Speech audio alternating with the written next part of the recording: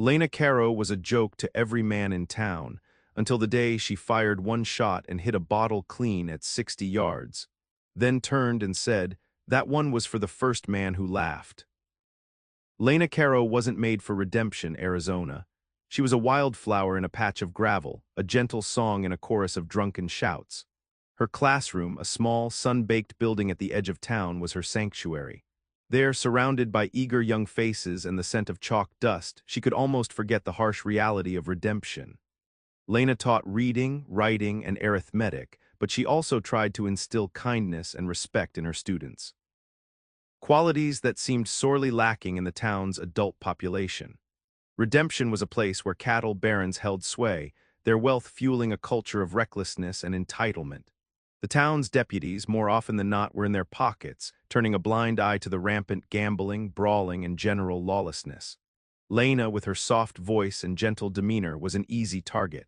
She was a reminder of the civility they had long abandoned, a silent rebuke to their boisterous, uncouth ways. She walked with her head down, trying to be invisible, hoping to avoid the unwanted attention of the men who swaggered through the dusty streets. But redemption had a way of finding everyone, and Lena's quiet existence was about to be shattered. Redemption wasn't just lawless, it was a town built on a foundation of broken promises and shattered dreams. The sprawling ranches surrounding the town were owned by men who had come seeking fortune, often at the expense of others. They were a breed apart, hardened by the harsh landscape and driven by a ruthless ambition. Their wealth trickled down, corrupting everything it touched. The saloons were the heart of redemption, overflowing with whiskey and boasting. Deals were struck, and grudges were born in the smoky haze. The clatter of poker chips and the raucous laughter masked a simmering undercurrent of violence. It was a place where a woman alone was a rare and unwelcome sight. The deputies, led by the sheriff, Silas Blackwood, were little more than hired muscle for the ranchers. Blackwood, a man with a cruel glint in his eyes and a badge bought and paid for, enforced the ranchers' brand of justice, which often meant no justice at all. He saw himself as a pillar of the community, but in reality he was a parasite, feeding off the town's misfortunes. Any semblance of law and order was a carefully constructed facade, designed to protect the interests of the powerful, leaving the vulnerable exposed. Lena knew this better than most. It happened on a Tuesday. Lena was walking home from school, the setting sun casting long shadows across the dusty street. 3 men, all ranchers, were lounging outside the saloon, their laughter echoing in the evening air. They had been drinking heavily, their faces flushed and their eyes glazed over. As Lena passed one of them, a burly man named Hank with a reputation for cruelty called out, "Well, look what we have here. The schoolmarm." Lena tried to ignore them, quickening her pace, but they blocked her path. "Now, where do you think you're going in such a hurry, Miss Caro?" Hank sneered, his breath thick with whiskey. Another man, Jeb, stepped closer, his eyes leering. "Maybe she's got a secret admirer waiting at home." The third man, a younger, quieter one named Billy, shifted uncomfortably but didn't intervene. Hank reached out and grabbed Lena's arm, his grip tight. "Why don't you stay and have a drink with us? We could teach you a thing or two." Lena's heart pounded in her chest. She tried to pull away, but Hank held firm. "Please," she said, her voice trembling, "just let me go." The men laughed, their amusement sending a chill down her spine. She was trapped, alone, and utterly vulnerable. This was redemption at its worst. This was the moment her quiet life shattered. The next morning, Lena walked into the saloon. The air was thick with stale beer and the lingering scent of smoke. It was early, but a few men were already nursing their hangovers, their faces grim. Sheriff Blackwood sat at a table, a half-empty bottle of whiskey in front of him. Lena approached him, her hands clasped tightly in front of her. She had rehearsed what she would say, but her voice still trembled. "Sheriff," she began, "I need to report an incident." Blackwood looked up, his eyes narrowed. "What is it, Miss Caro? Can't you see I'm busy?" Lena explained what had happened the previous evening, recounting the harassment by Hank and his friends. She tried to remain composed, but the memory of their laughter and the fear she had felt brought tears to her eyes. Blackwood listened with a dismissive air, occasionally taking a swig from his bottle. When she finished, he let out a harsh laugh. "So, the boys had a little fun. What do you want me to do about it?" "I want you to protect me," Lena pleaded. I want you to ensure that this doesn't happen again. Blackwood leaned back in his chair, a cruel smile spreading across his face.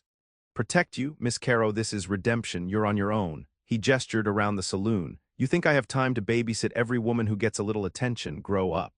The other men in the saloon chuckled, their eyes mocking. Lena's face burned with shame and humiliation. She turned and fled, the sound of their laughter echoing in her ears. She was truly alone. He was a ghost in the landscape, a shadow that moved with the wind. No one knew his real name, they just called him Scar. A jagged line ran from his left temple down to his jaw, a permanent reminder of a life lived on the edge of a knife. His eyes, the color of weathered steel, held no warmth, no humor, only the cold, hard glint of experience. He never smiled. Scar had drifted into redemption a few weeks prior, a solitary figure who kept to himself. He spent his days sitting on the porch of the dilapidated hotel, watching the town with an unnerving intensity. He didn't gamble, didn't drink, didn't socialize. He was simply there, an enigma in a town full of secrets. Some whispered that he was a bounty hunter tracking a dangerous criminal. Others said he was a former outlaw seeking refuge from his past. The truth was likely a combination of both, a tapestry woven from violence and regret. He carried himself with the quiet confidence of a man who knew how to survive, a man who had seen the darkest corners of the world and emerged, scarred but unbroken. He was a dangerous man, a man to be avoided. But Lena, in her desperation, saw something else in his eyes, a flicker of something that resembled understanding. And understanding, she realized, was all she had left to cling to. The next day, Lena found Scar sitting on the hotel porch as usual. She hesitated, her heart pounding in her chest. Approaching him felt like stepping into the unknown. She took a deep breath and walked towards him. "Mr. Scar," she said, her voice barely above a whisper. He looked up, his steel-colored eyes piercing through her. He didn't say anything, just waited. I need your help," Lena stammered. She quickly recounted the harassment, Blackwood's rejection, and her desperate situation. When she finished, Scar remained silent, his expression unreadable. Lena braced herself for another dismissal, but then Scar spoke, his voice gravelly and low. "Why me?" "I don't know," Lena admitted, "but I saw something in your eyes, something that made me think you might understand." Scar stared at her for a long moment, then looked out at the dusty street. "Understanding doesn't fix anything, Miss Caro, it just makes the pain clearer." "I know," Lena said, her voice firm, "but I'm not asking you to fix anything. I'm asking you to teach me how to protect myself." Scar finally turned back to her, a hint of something akin to curiosity in his eyes. "You want to learn how to shoot?" "Yes," Lena replied, her voice filled with a newfound determination. "I want to learn how to shoot." After a long silence, Scar simply said, "Meet me at dawn past the creek." And with those words, Lena's transformation began. The first morning was brutal. Scar didn't coddle her, he pushed her. He taught her how to hold a gun, how to breathe, how to focus. He spoke little, his instructions terse and demanding. Lena's hands trembled as she struggled to control the heavy revolver. Her shots went wild, kicking up dust far from the target. "Again," Scar would say, his voice devoid of emotion. Days turned into weeks. Lena rose before dawn each morning, her body aching, her spirit tested. She practiced relentlessly, her initial frustration slowly giving way to a steely determination. Scar was a demanding teacher, but he was also patient, correcting her stance, adjusting her grip, pushing her to her limits. He taught her more than just how to shoot. He taught her how to be aware of her surroundings, how to anticipate danger, how to trust her instincts. He showed her how to clean and maintain the gun, treating it not as a weapon but as a tool. Slowly, Lena began to improve. Her shots became more accurate, her movements more fluid. The fear in her eyes began to be replaced by a spark of confidence. She was still Lena Caro, the soft-spoken schoolteacher, but something had changed. A fire had been lit within her, a fire that would not be easily extinguished. The secret training was reshaping her, forging her into something stronger, something more resilient. It was a small thing, almost unnoticeable. A stray dog, yelping in pain, limped down Main Street, its leg caught in a rusted wire trap. Several men, including Jeb from the saloon, were kicking at it, laughing at its distress. Lena, walking home from school, stopped. Before, she would have averted her eyes, hurrying past, afraid to draw attention to herself. But something was different now. The fear was still there, but it was tempered with a newfound resolve. She walked towards the group, her hand instinctively moving towards the small revolver hidden beneath her shawl. "Leave it alone," she said, her voice surprisingly steady. The men turned, surprised. Jeb sneered. "Well, look who it is, the schoolmarm, what's it to you?" "It's a living creature," Lena replied, her eyes fixed on Jeb. "It's in pain, let it go." Jeb laughed. "Or what, you gonna give us a lesson in manners?" He took a step towards her, but Lena didn't flinch. Without a word, she drew her revolver. The movement was swift and precise, a far cry from the trembling hands of weeks past. She didn't point it at Jeb, but instead fired a shot into the ground a few inches from his feet. The report was deafening, the dust cloud momentarily obscuring his face. Jeb jumped back, startled. The laughter died in his throat. He looked at Lena, a flicker of fear in his eyes. He had underestimated her. "I said let it go," Lena repeated, her voice now carrying a quiet authority. The men, sensing a change in the air, backed away. Jeb, his face flushed with anger and humiliation, finally released the dog from the trap. The dog, freed from its torment, whimpered and limped away. Lena holstered her revolver, her heart still pounding, but her head held high. The transformation had begun. The town had just gotten its first glimpse of the new Lena Caro. The incident with the dog didn't go unnoticed. Word spread quickly through redemption, whispered in the saloons and around the dinner tables. Some admired Lena's courage, while others saw it as an act of defiance, a challenge to the established order. Hank, in particular, was furious. He felt humiliated not only by Lena's actions, but also by the fact that he had backed down in front of others. He confronted Jeb and Billy, his face red with anger. "We let her get away with it," he snarled. "We let the schoolmarm show us up." Jeb, still smarting from the near miss with the bullet, tried to placate him. "She just got lucky, Hank. It was just a warning shot." "Lucky?" Hank scoffed. "You saw the way she handled that gun. That wasn't luck, that was skill." He paused, his eyes narrowing. "And I don't like it. We need to remind her of her place." Billy, always the most hesitant of the three, shifted uncomfortably. "Maybe we should just leave her alone, Hank. She hasn't done anything to us." "She embarrassed us, Billy," Hank snapped. "That's enough, and I have a feeling this is just the beginning. She thinks she can stand up to us now. We need to nip this in the bud." They began to follow Lena, their presence a constant, looming threat. They would appear outside her classroom, their eyes watching her every move. They would linger near her house, their shadows stretching long in the evening light. The unspoken message was clear. They hadn't forgotten, and they wouldn't let her forget either. The tension in redemption was rising, and Lena knew that a storm was brewing. The escalation came on a Friday night. Lena was returning from visiting a sick student, walking along a deserted stretch of road just outside of town. The moon was hidden behind thick clouds, casting long, eerie shadows. She knew they were there, she could feel their eyes on her, but she refused to give them the satisfaction of seeing her afraid. Suddenly they emerged from the darkness, blocking her path. Hank, Jeb, and Billy, their faces grim and determined. This time they weren't drunk. This time it was deliberate. "Well, well, well," Hank said, his voice low and menacing. "Look who we found, all alone in the dark." Lena stopped, her hand instinctively reaching for her revolver. "What do you want?" she asked, her voice steady despite the fear that gnawed at her insides. "We want to remind you of your place, schoolmarm," Hank replied, taking a step closer. "We want you to understand that you can't just go around showing us up." Jeb and Billy flanked her, cutting off any chance of escape. Lena knew this was it. This was the moment she had been training for. She had two choices, cower and submit or fight, and after everything she had endured, after all the training, she knew she couldn't cower anymore. "I'm not afraid of you," Lena said, her voice firm, "and I won't let you intimidate me." Hank laughed, a harsh, cruel sound that echoed in the darkness. "We'll see about that." He lunged for her. This was the turning point. The moment Lena Caro would be forced to fully embrace the skills she had learned, the moment she would become something more than just a schoolteacher. The moment redemption would truly learn what she was capable of. Hank lunged, his hands reaching for her throat. Lena reacted instantly, her training kicking in. She sidestepped his attack, avoiding his grasp, and brought her revolver up in a smooth, practiced motion. She fired not to kill, but to disable. The bullet struck Hank in the shoulder, sending him staggering back, clutching his arm and howling in pain. Jeb and Billy hesitated, their eyes wide with shock and disbelief. They had expected an easy victory, a terrified woman begging for mercy. Instead, they were faced with a determined fighter, a woman who had just shot their leader.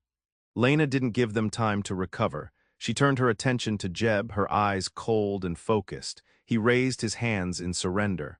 "Wait, wait, we don't want any trouble." "Too late for that," Lena said, her voice devoid of emotion. She leveled her revolver at him. "Get out of here, now." Jeb didn't need to be told twice. He turned and fled, disappearing into the darkness. Billy, torn between loyalty and fear, hesitated for a moment before following Jeb's lead. Lena stood alone, the only sound the wind rustling through the trees and Hank's agonized moans. She had done it. She had defended herself, but she knew this was just the beginning. Hank would seek revenge and the town would take sides. She had crossed a line and there was no going back.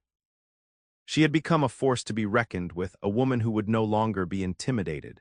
Redemption would never be the same. The next morning, Redemption was buzzing with the news. The story of Lena's confrontation with Hank had spread like wildfire, each retelling adding a layer of embellishment and legend. Some claimed she had shot Hank dead, others said she had disarmed all three men with a single bullet. The truth, as always, lay somewhere in between, but the impact was undeniable. The initial reaction was disbelief. Lena Caro, the soft-spoken schoolteacher, a gunslinger, it seemed impossible. But then whispers began to circulate about the mysterious bounty hunter, Scar, and the secret training he had been providing. The pieces began to fall into place. Slowly, the town's perception of Lena began to shift. The men who had once dismissed her as weak and insignificant now regarded her with a newfound respect, tinged with apprehension. The women who had long suffered in silence under the town's oppressive atmosphere saw her as a symbol of hope, a beacon of defiance. Even Sheriff Blackwood, initially dismissive of Lena's plight, couldn't ignore the change in the town's mood. He knew that Hank, once recovered, would demand justice, and that he would be expected to deliver it. But he also knew that siding against Lena could have unforeseen consequences. The town was divided, and Blackwood found himself caught in the middle, forced to navigate a delicate balance between the ranchers' demands and the growing sentiment in Lena's favor. Redemption was changing, and Lena Caro was at the heart of it. The long burn of earned respect had begun. A week passed. Hank, his arm in a sling, was back in the saloon, nursing his wounded pride and plotting his revenge. Sheriff Blackwood, caught between appeasing the ranchers and maintaining order, did nothing. It was clear that justice would not be served unless Lena took matters into her own hands. One afternoon, Lena walked into the saloon, her presence immediately silencing the room. All eyes turned to her, a mixture of fear, respect, and curiosity on their faces. She walked directly to Blackwood's table, her gaze unwavering. "Sheriff," she said, her voice clear and strong, "I'm here to report a crime." Blackwood looked up, his face a mask of indifference. "What is it now, Miss Caro? Can't you see I'm busy?" "Hank and his men attacked me," Lena stated, her voice echoing through the saloon. "They threatened me and Hank assaulted me. I defended myself."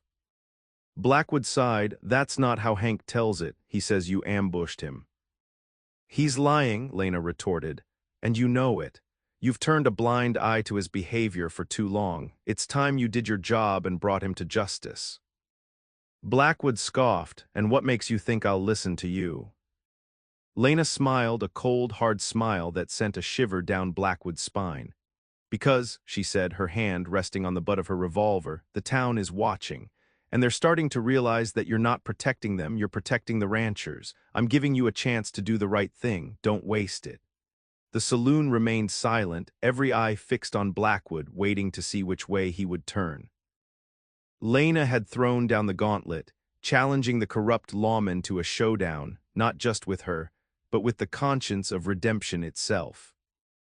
Blackwood hesitated, his eyes darting around the saloon. He could feel the weight of the town's gaze, the unspoken pressure to act. Finally, he sighed and stood up. "All right, Miss Caro," he said, his voice grudging. "I'll arrest Hank, but if he's innocent, you'll be the one facing charges." Blackwood and his deputies approached Hank, but Hank wasn't going down without a fight. He pulled out his own revolver, a defiant snarl on his face. "You ain't taking me anywhere, Blackwood." A chaotic shootout erupted in the saloon. Tables overturned, glasses shattered, and bullets whizzed through the air. Lena, caught in the crossfire, ducked for cover behind the bar.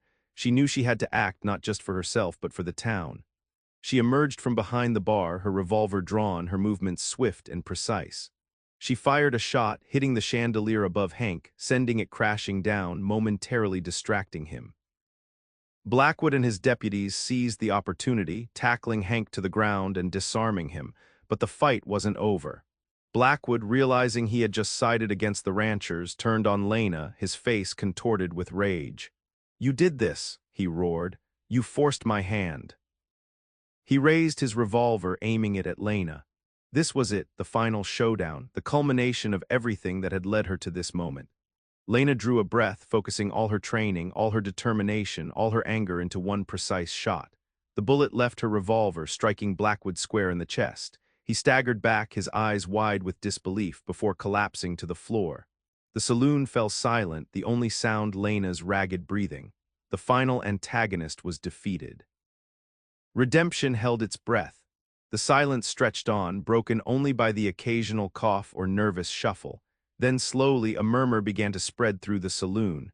The townspeople, witnessing Blackwood's corruption firsthand, had finally seen enough. They began to voice their support for Lena, their whispers growing into a chorus of approval.